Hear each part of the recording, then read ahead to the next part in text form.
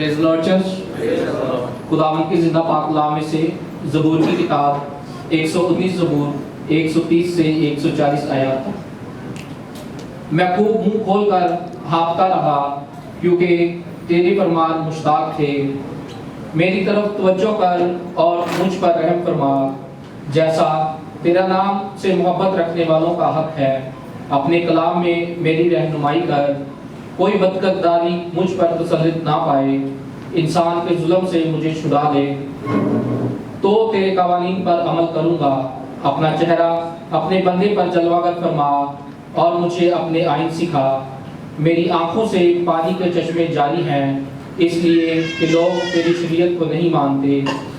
اے خداوند، تو صادق ہے اور تیرے احکام برحق ہیں. تو نے صداقت اور کمال وفاداری سے اپنی شہادتوں کو ظاہر فرمایا ہے. میری غیرت مجھے کھا گئی کیونکہ میرے مخالف تیری باتیں بھول گئے.